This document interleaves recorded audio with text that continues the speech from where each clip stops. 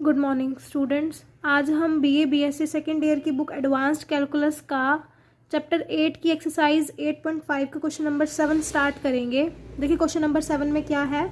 Show that the Serret फ्रेनेट formula can be written as D T cap by D S is equals to W cross T cap, D N by D S is equals to W cross N cap and D B by D S is equals to W cross B cap. जहाँ पर ये जो W आपका use हो रहा है तीनों में, वो आपका जो वेक्टर है उसको आप डार्क बॉक्स वेक्टर बोलते हो। ठीक है, हमें इस डार्क बॉक्स वेक्टर की वैल्यू कैलकुलेट करनी है बेसिकली इस क्वेश्चन के अंदर। तो देखिए सबसे पहले क्या है, वी नो दैट, हमें पता है कि सेरेट फ्रेनेट फॉर्मूला से D T by D s जो होता है वो हमारा कापा इंटू एन कैप के इक्वल होता है। ठीक है, अब इसको आप ऐसे भी लिख सकते हो ना, 0 plus kappa into N cap, कोई प्रॉब्लम नहीं होगी ऐसा लिखने में। बस हम अपना सोल्यूशन फाइंड आउट करने के लिए ऐसा काम कर रहे हैं। अब देखो इस जीरो को इन्होंने ऐसे लिखा tau into t cross T cap, क्योंकि हमें पता है कि सेम वेक्टर की सेम वेक्टर से क्रॉस प्रोडक्ट जो होती है हमारी जीरो होती है, तो इसलिए हम जीरो को इस फॉर्म में लिख सकते हैं। और ये हमने लिखा क्योंकि प्रूफ करने में हमें जो चाहिए था ना वो टी कैप्टर की नीड थी, टी कैप की, तो इसलिए हमने यहाँ पे इसको टी क्रॉस टी की फॉर्म में लिखा है। ठीक है, ये आप ऐसे ध्यान रख सकते हैं। बाकी वाला इंटू कापा और ये एन कैप की वैल्यू क्या होगी, बी क्रॉस टी कैप। ठीक है, अब उसके बाद यहाँ पे देखिए D T by D S अब हमारा किसके इक्वल हो गया, इसको आप इस फॉर्म में भी लिख सकते हो, tau T cap plus k b cap into t cap, क्योंकि जब आप इसको खोलोगे तो कैसे खुलेगा, tau T cap cross T cap plus kappa b cap cross T cap. देखो जैसे सेम ही है ना, तो इसलिए इसको इस तरह से लिख सकते हैं हम। तो हमने यही प्रूव करना था इसके अंदर कि d T by D s ऐसा होना चाहिए। सिमिलरली नेक्स्ट पार्ट प्रूव करेंगे कि d n cap by D s जो हमारा होना चाहिए वो डब्ल्यू इंटू एन कैप के इक्वल होना चाहिए, डब्ल्यू क्रॉस एन कैप के इक्वल होना चाहिए।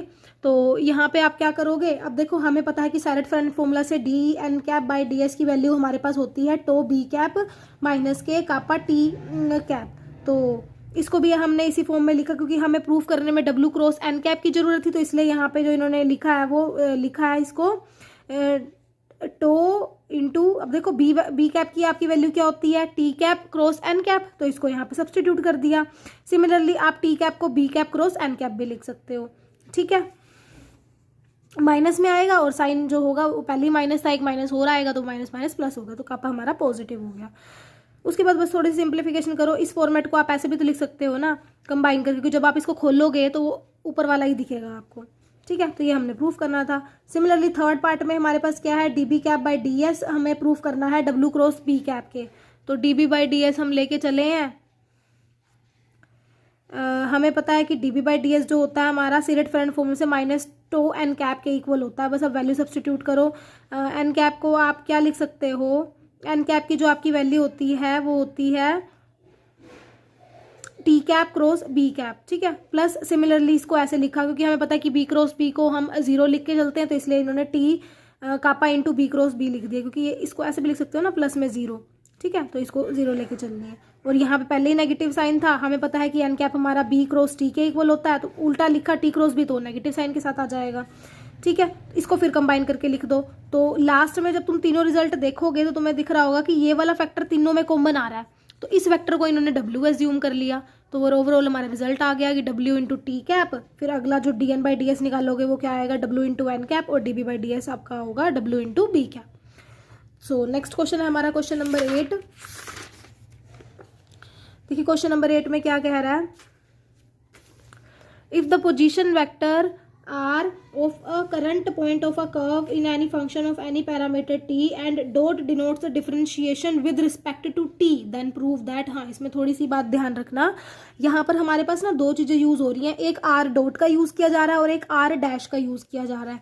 तो r डॉट का मतलब क्या होता है, r डॉट का मतलब होता है r का derivative with respect to t, और r डैश का मतलब होता है r का derivative with respect to s। ये डिफरेंशिएशन है इन दोनों के बीच में, ये ध्यान रखना आपने। अगर डॉट यूज़ हो रहा तो टी के रिस्पेक्ट में डेरिवेटिव होगा, और अगर डैश यूज़ हो रहा तो एस के रिस्पेक्ट में डेरिवेटिव होगा। ठीक, अब पार्ट प्रूफ करने पे चलते हैं। सबसे पहले हमें क्या प्रूफ करना है, हमें प्रूफ करना है कि जो आर डैश है वो एस डैश टी कैप के इक्वल होना चाहिए।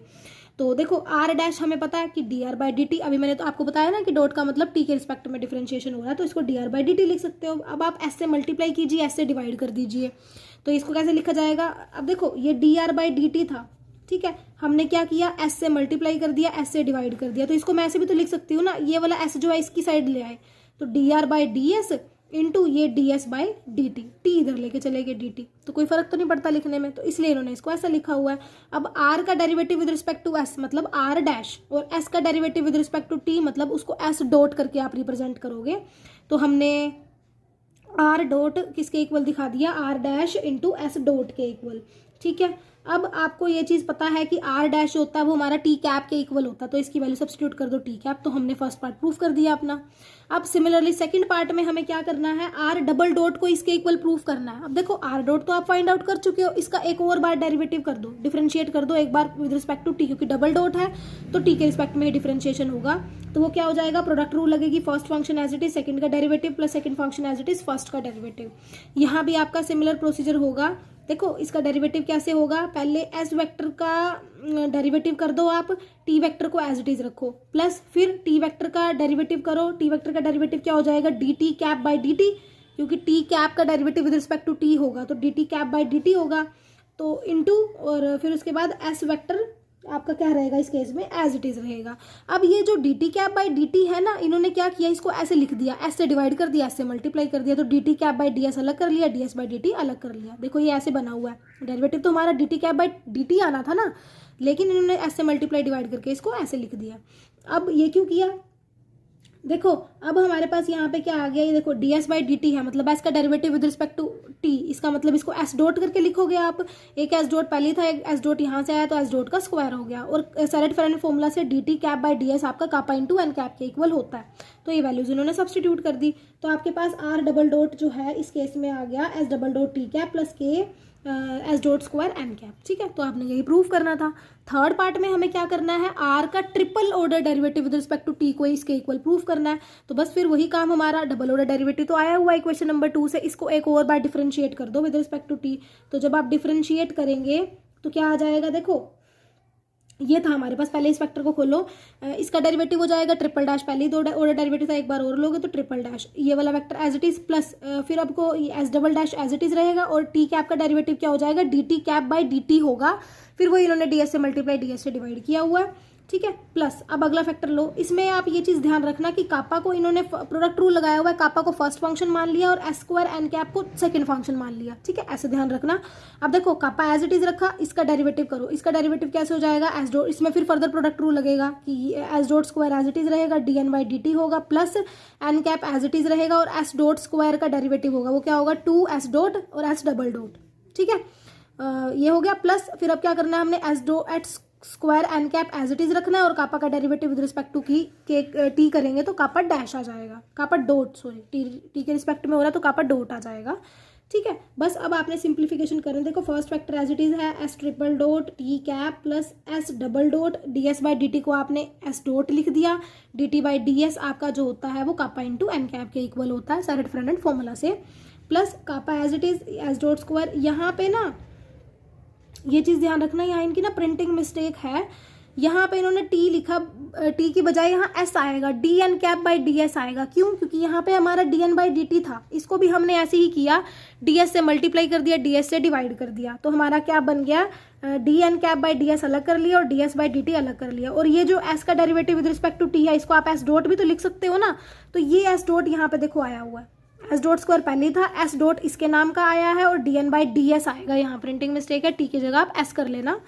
Plus 2 S dot s double dot n cap as it is plus वाला अलग वाला फैक्टर एज इट इज, ठीक है। उसके बाद इन्होंने बस फर्दर सिंप्लीफिकेशन की हुई है हमारे पास कि ये वाला फैक्टर बस इन्होंने सिंप्लीफिकेशन में किया हुआ है कि जो ये d N by D S आपका पीछे निकला था सेरेट-फ्रेंड फॉर्मूला से, इसकी वैल्यू किसके इक्वल होती है, tau B cap minus S T cap के इक्वल, बस वैल्यू सब्सटीट्यूट कर दिया तो आपका रिजल्ट आ गया, जो हमने रिक्वायर्ड रिजल्ट था जो प्रूफ करना था,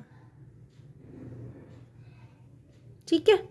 अब सिमिलरली हमारे पास फोर्थ पार्ट रहेगा, फोर्थ पार्ट में हमें क्या करना है, हमें फोर्थ पार्ट में प्रूफ करना है कि इन तीनों चीज़ों का रिजल्ट यूज़ करके हमें डिड्यूस करने हैं फिर ये वाले रिजल्ट, फोर्थ फिफ्थ और नेक्स्ट वाले। तो फोर्थ पार्ट में हमें प्रूफ करना है कि जो बी कैप होना चाहिए वो R dot cross R double dot by kappa into S dot cube के इक्वल होना चाहिए।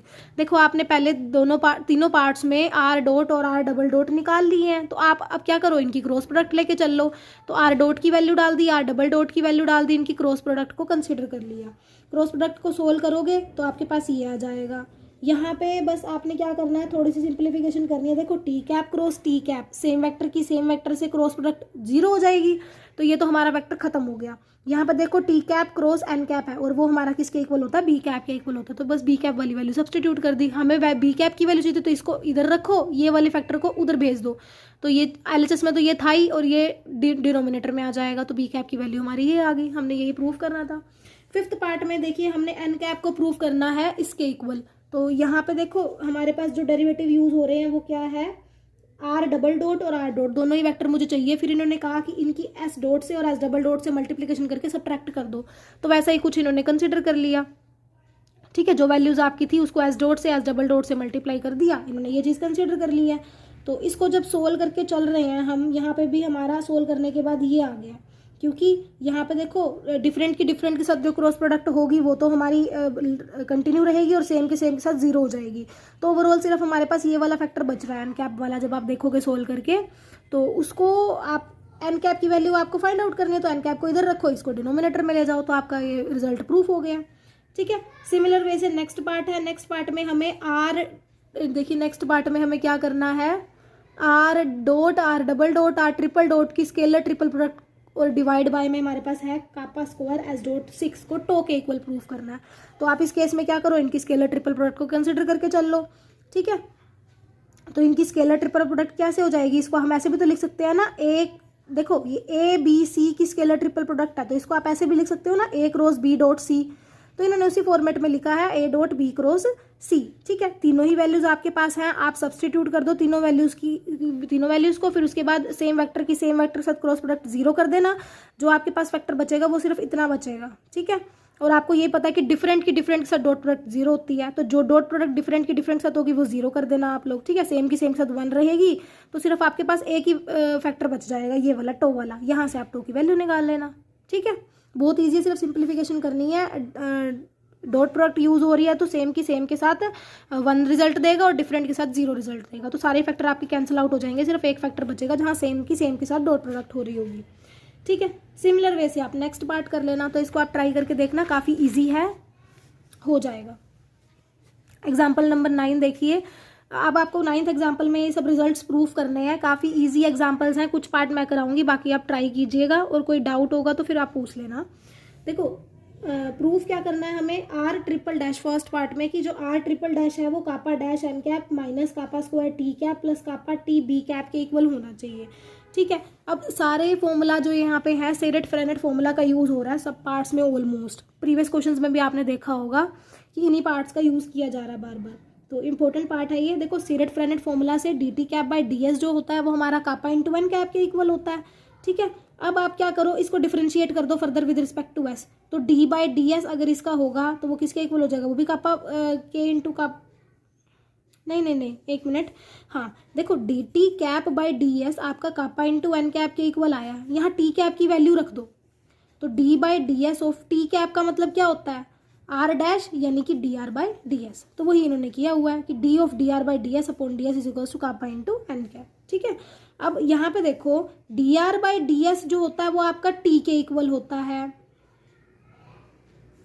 या यहाँ से लगा लो आप, देखो D R by D s जो है मतलब आर डैश हो गया एक तरह से, और इसका फिर एस के रिस्पेक्ट में डेरिवेटिव हो रहा है, तो इसको आप आर डबल डैश लिख लोगे ना, तो इसलिए आर डबल डैश लिखा है कापा इंटू एन कैप के इक्वल।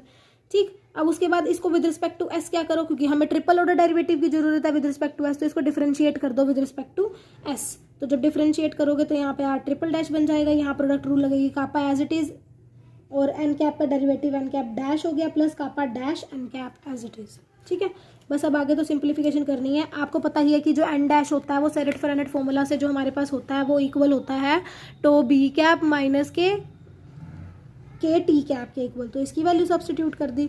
उसके बाद अब आप लोग यहाँ पे देखोगे, जब सिंप्लीफिकेशन करोगे तो आपके पास आ जाएगा kappa dash N cap minus के kappa square T cap plus के kappa into T into B cap. ठीक है, तो यही आपका रिक्वायर्ड रिजल्ट था।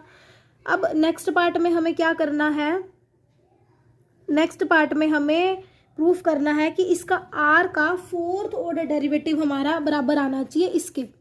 ठीक है, तो फोर्थ ऑर्डर डेरिवेटिव के लिए हम क्या करेंगे, 3 ऑर्डर डेरिवेटिव तो भी आप निकाल चुके हो, इसको फर्दर डिफरेंशिएट कर दो विद रिस्पेक्ट टू एस।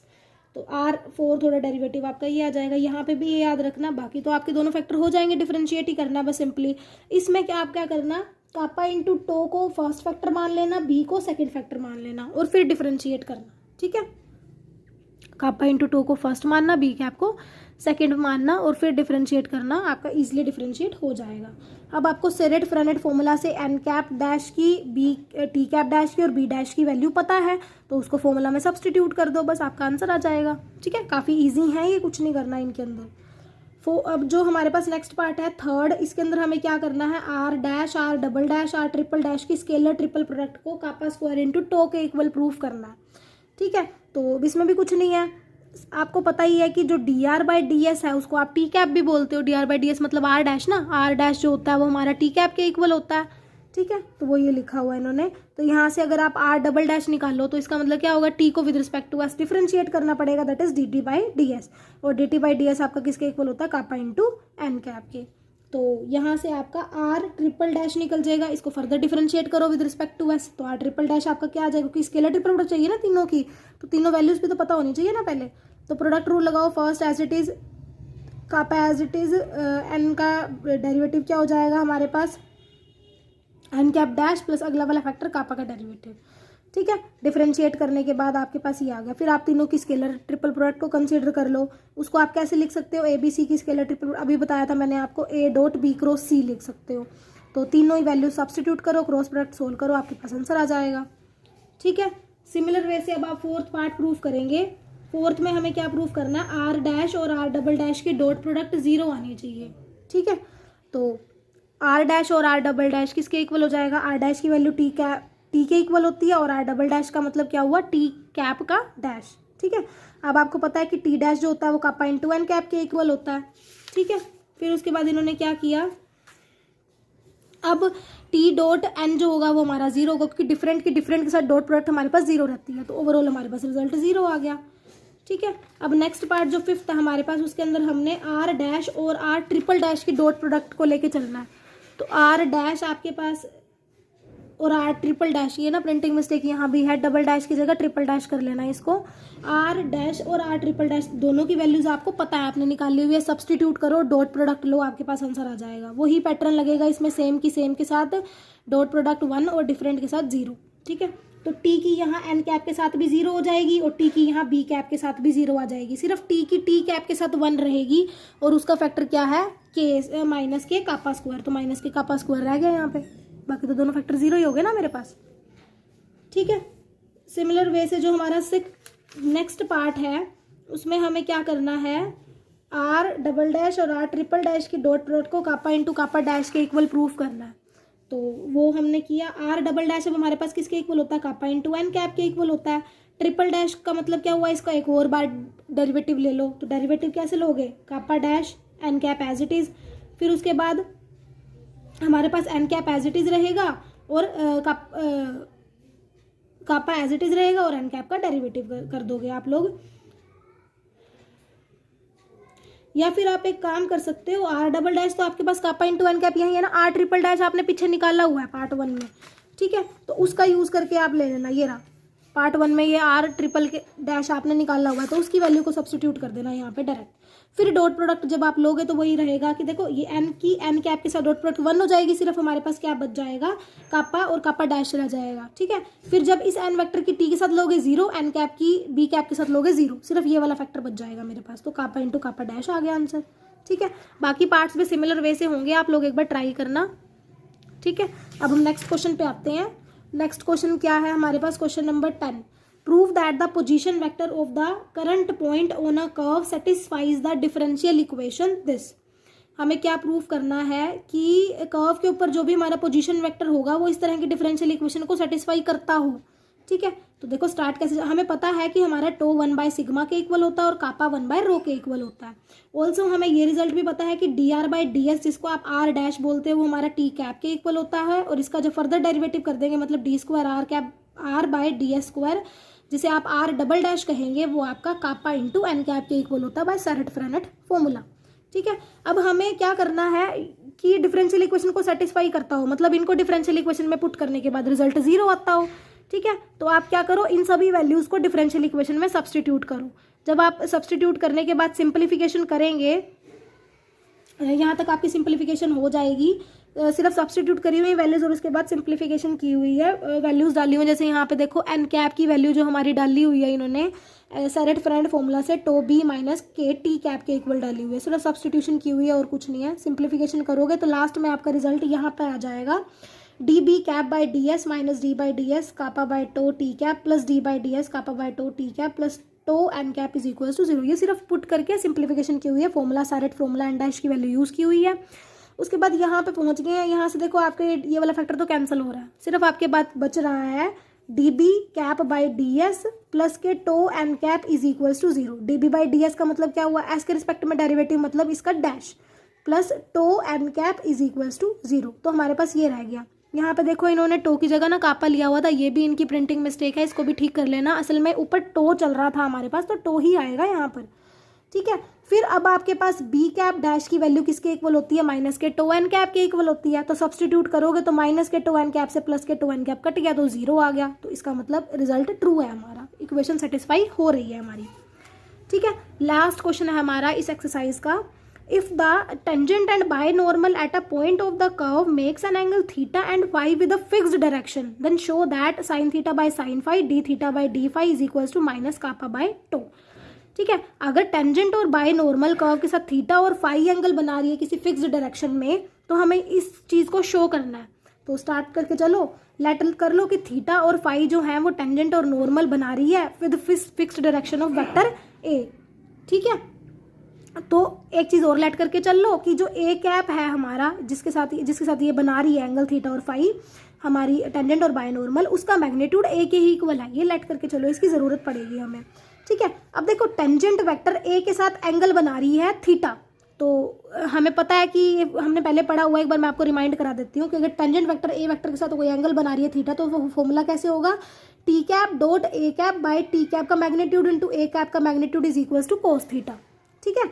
अब देखो T cap into A cap as it is, T cap एक यूनिट वेक्टर है तो इसका मैग्नीट्यूड हमारा 1 हो जाएगा, और ए वेक्टर, ये कैप नहीं है सॉरी, ए वेक्टर है यहाँ पर, और ए वेक्टर टी के साथ कैप है, ए के साथ वेक्टर है, तो ए वेक्टर हमारा मैग्नीट्यूड जो है वो ए के इक्वल आपने लेट करके चला है, तो ये आ गया आपका। क्रॉस मल्टीप्लाई करोगे तो यहाँ से T cap into A vector आपका ए कोस थीटा के इक्वल आ जाएगा।